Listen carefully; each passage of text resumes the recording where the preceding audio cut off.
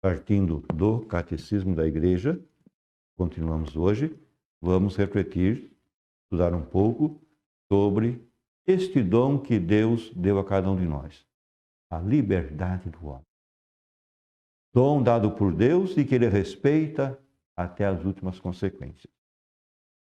Diz o nosso texto, a partir do número 1730, é a partir daí que nós vamos olhar hoje, o seguinte: Deus criou o homem dotado de razão e lhe conferiu a dignidade de uma pessoa agraciada com a iniciativa e o domínio dos seus atos. Deus nos agraciou com a iniciativa do domínio, iniciativa e domínio dos seus atos. E a Bíblia diz no Eclesiástico 15:14 o seguinte: Deus deixou o homem nas mãos de sua própria decisão. É muito sério. Deus deixou o homem nas mãos da sua própria decisão, para que pudesse ele mesmo procurar seu Criador e, aderindo livremente a ele, ao Criador, chegar à plena e feliz perfeição. Então, o Concílio Vaticano II, na Gaudium et Spes, e partindo da afirmação do Eclesiástico, Deus deixou o homem nas mãos de sua própria decisão, faz essa afirmação bonita. O homem é dotado de razão e, por isso, é semelhante a Deus. Foi criado livre e senhor dos seus atos. Já nos lembrava Santo Irineu, um grande bispo da Igreja.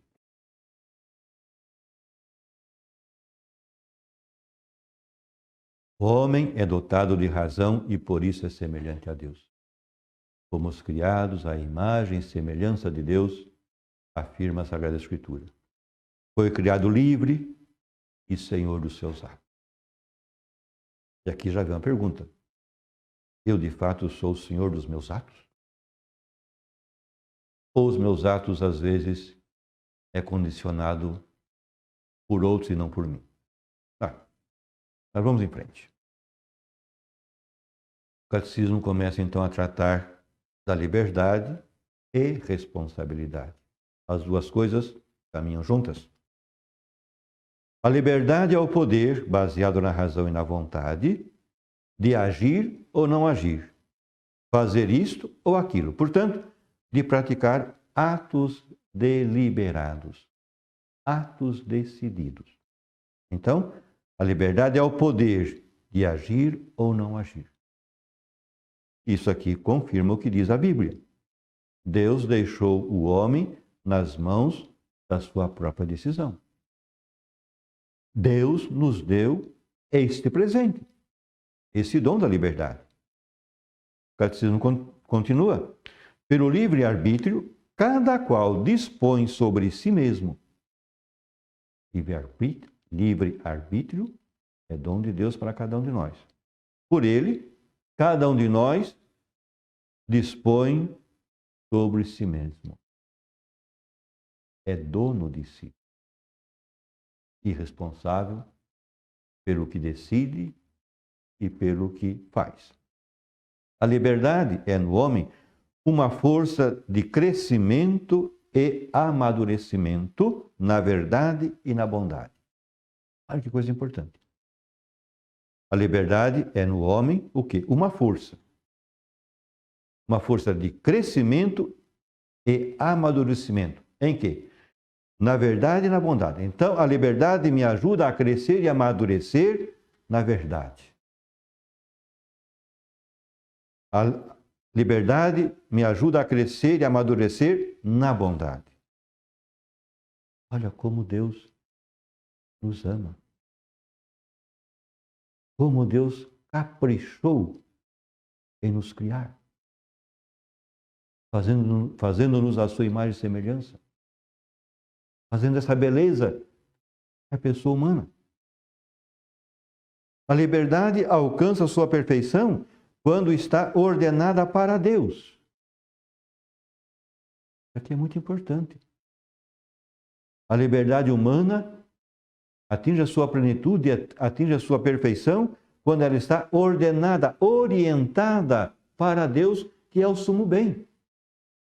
Orientada para Deus, que é a nossa bem-aventurança, a nossa felicidade.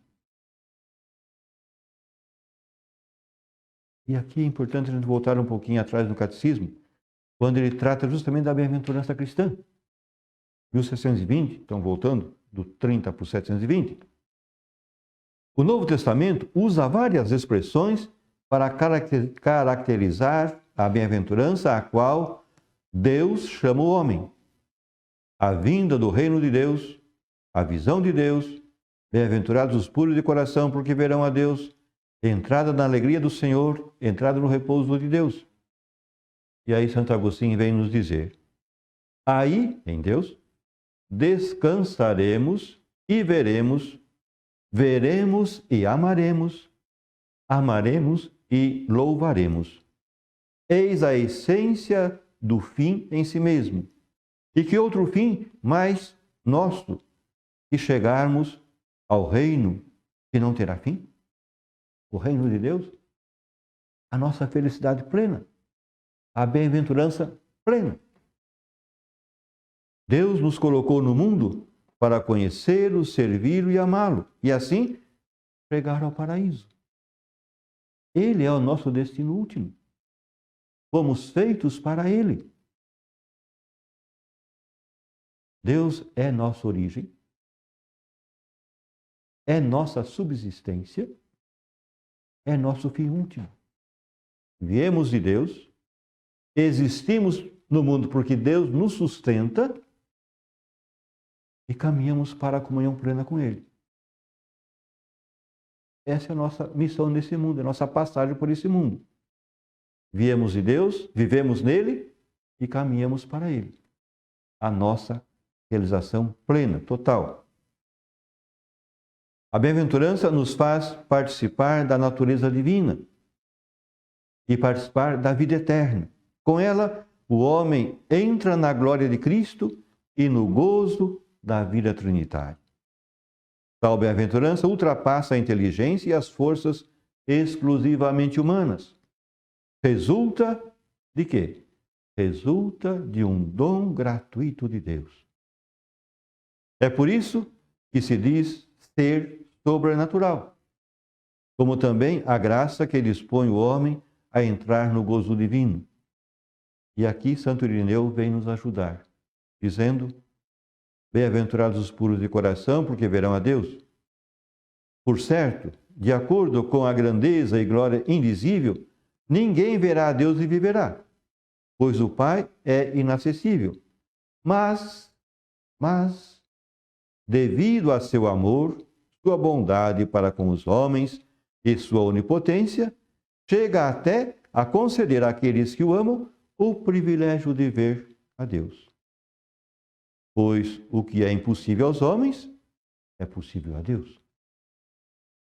A prometida bem-aventurança nos coloca diante de escolhas morais decisivas. Convida-nos a purificar nosso coração de seus maus instintos e procurar o amor de Deus acima de tudo. Então, como estava dizendo, a liberdade alcança a sua perfeição quando está ordenada, orientada para Deus, Deus que é a nossa bem-aventurança, Deus que é a nossa felicidade plena, Deus que é tudo para nós.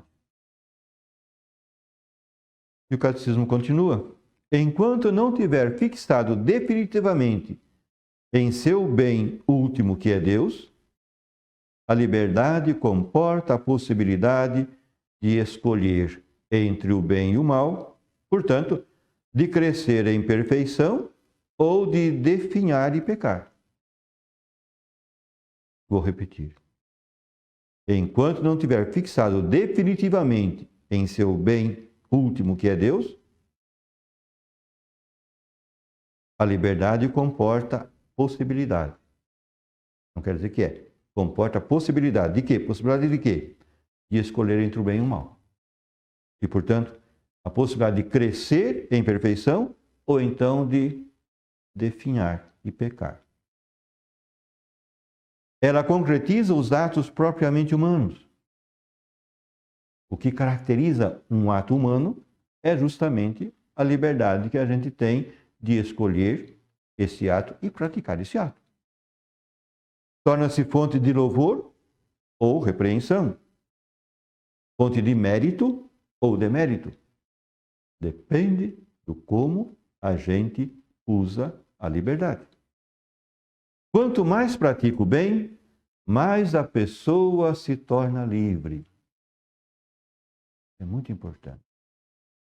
Quanto mais se pratica o bem, mais a pessoa se torna livre.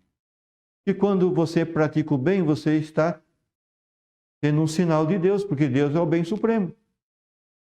E todo o bem que você faz, você pratica, é sinal da sua comunhão com Deus. Ou seja, é a presença de Deus na sua vida atuando. Ele que é o bem supremo, atuando em você, você realiza o bem, realiza coisas boas. Quanto mais pratica o bem, a pessoa se torna livre. Porque Deus é a plena liberdade. Não há verdadeira liberdade a não ser a serviço do bem e da justiça.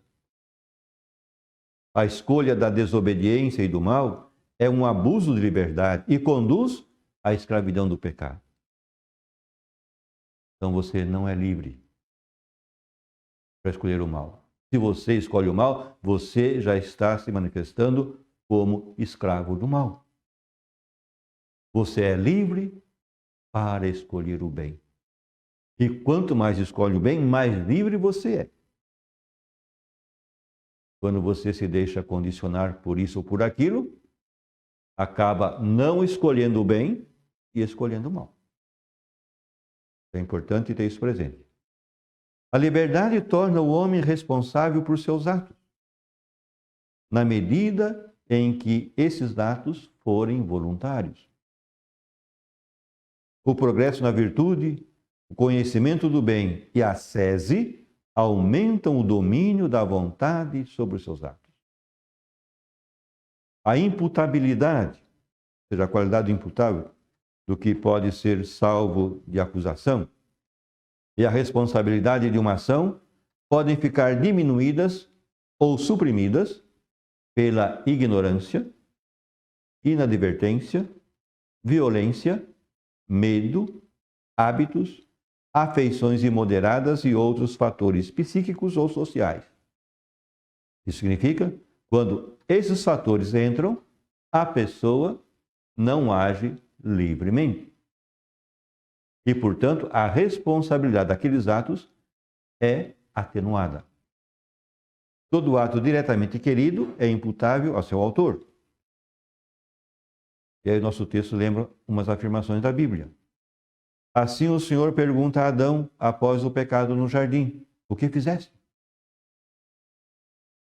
Adão é chamado a responder pelo seu ato. O mesmo pergunta a Caim: onde está o teu irmão?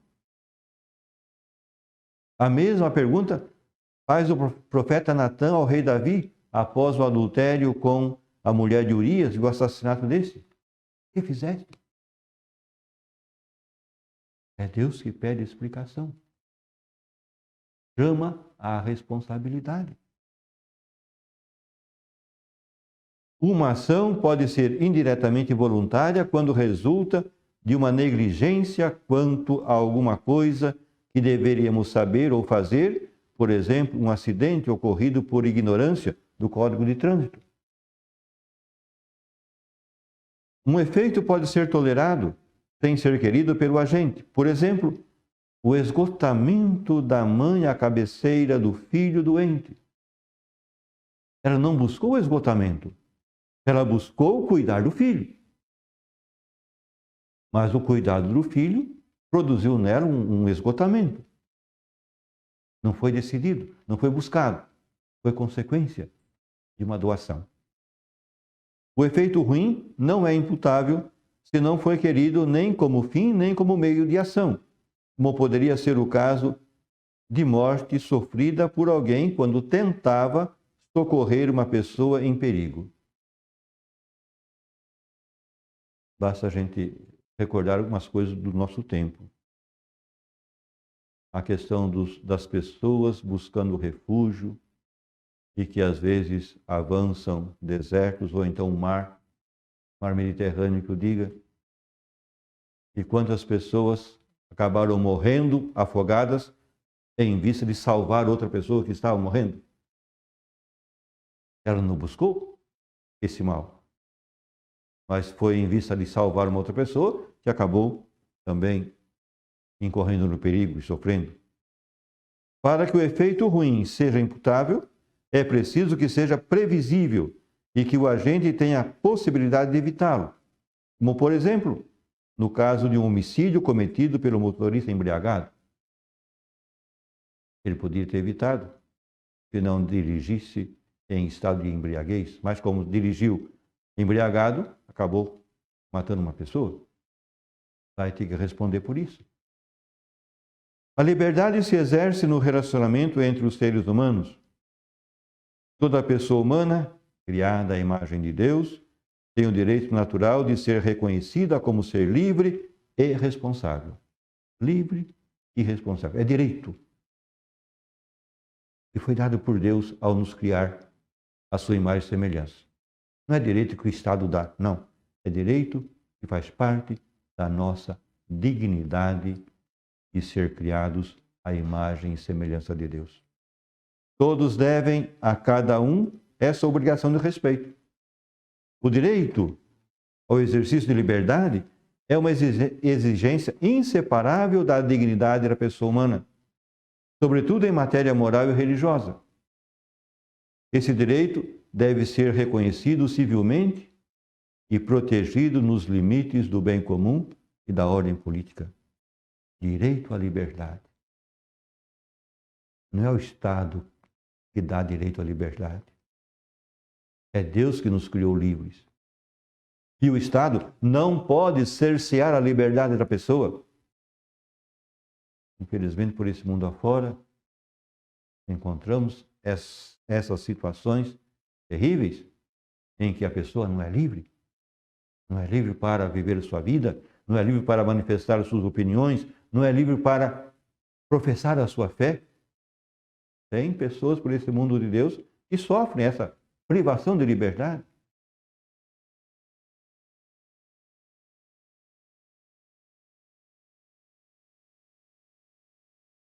Depois, o catecismo lembra a questão da liberdade humana na economia da salvação. Essa expressão economia da salvação pode criar alguma dificuldade, porque quando a gente fala em economia, a gente pensa em quê? Administração, né? Ou economizar dinheiro, água e assim por diante. Está muito ligado com o monetário. Mas na teologia nós encontramos muitas vezes a expressão economia da salvação, economia divina. Na Trindade, nós encontramos duas expressões, a Trindade imanente e a Trindade econômica. O que isso significa? Trindade imanente é o mistério da Trindade no seu íntimo, a vida do Pai, do Filho e do Espírito Santo. A Trindade econômica é a Trindade na sua ação, na ação de criar o mundo, o universo, criar o homem e realizar a obra da salvação do homem. Então, por economia da salvação, a gente pode entender muito bem plano de salvação. Ou seja, a vontade de Deus de salvar o homem e realizar essa salvação por meio de Jesus na força do Espírito Santo. É isso que nós entendemos por economia da salvação ou economia divina. E aí, então, neste item, o catecismo vai lembrar alguns aspectos. Por exemplo, liberdade e pecado. Liberdade e pecado. O catecismo afirma: a liberdade do homem é finita. Finita, não é infinita. Só Deus é infinito. A liberdade do homem é finita e é falível. Ela pode falhar. Pode falhar. De fato, o homem falhou. Pecou livremente. Lá já nas origens. Recusando o projeto do amor de Deus, enganou-se a si mesmo, tornou-se escravo do pecado. Essa primeira alienação gerou outras, em grande número. Desde suas origens, a história comprova os infortúnios e opressões nascidos do coração do homem por causa do mau uso da liberdade. O mau uso da liberdade escraviza. O mau uso da liberdade leva ao pecado. O mau uso da liberdade produz coisas ruins para a pessoa e para os outros. Depois, olhamos para ameaças à liberdade.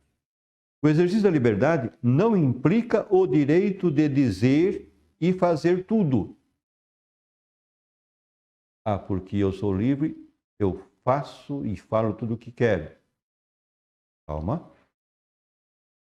É falso, diz o catecismo, pretender que o homem sujeito de liberdade baste a si mesmo, tendo por fim a satisfação de seu próprio interesse no gozo dos bens terrestres.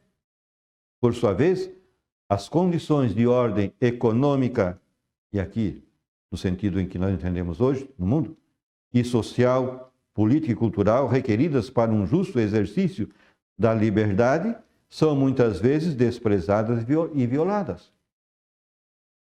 Essa situação de cegueira e injustiça prejudicam a vida moral e levam tanto os fortes como os fracos à tentação de pecar contra a caridade. Fugindo da lei moral, o homem prejudica a sua própria liberdade.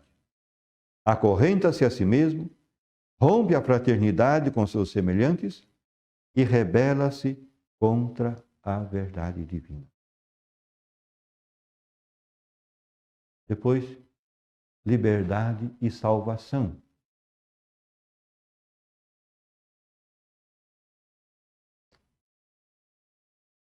Por sua cruz gloriosa, Cristo obteve a salvação de todos os homens. Resgatou-os do pecado e os mantinha na escravidão. De São Paulo, é para a liberdade que Cristo nos libertou. Gálatas 5:1. Nele, em Cristo, comungamos da verdade que nos torna livres. O Espírito Santo nos foi dado. O Espírito Santo, que hoje celebramos de forma solene, nos foi dado. E como ensina o apóstolo, onde se acha o Espírito do Senhor, aí está a liberdade. Desde agora participamos da liberdade e da glória dos filhos de Deus. Por fim, liberdade e graça. Então, liberdade e pecado, ameaça à liberdade, liberdade e salvação e agora liberdade e graça. A graça de Cristo não entra em concorrência com a nossa liberdade, quando esta corresponde ao sentido da verdade e do bem que Deus colocou no coração do homem. Ao contrário, como a experiência cristã o atesta, sobretudo na oração, quanto mais dóceis formos aos impulsos da graça, quanto mais dóceis formos ao impulso da graça, tanto mais cresce em nossa liberdade íntima e nossa segurança nas provações e diante das pressões e coações do mundo externo. Pela obra da graça, o Espírito Santo nos educa à liberdade espiritual, para fazer de nós livres colaboradores de sua obra na igreja e no mundo. Queria que a gente refletir ainda a partir do sentido da solenidade de hoje. Então o Espírito Santo quer realizar isso na nossa vida. E a oração da igreja mostra isso, essa disposição para a graça de Deus. Na oração coleta do 32º domingo do tempo comum, nós rezamos: Deus de poder e misericórdia, afastai de nós todo obstáculo, para que, inteiramente disponíveis, nos dediquemos ao vosso serviço. Então, sempre pedimos a graça dessa disposição diante da graça de Deus, diante da ação do Espírito, para cumprirmos a missão que o Senhor nos confia na sua igreja e no mundo.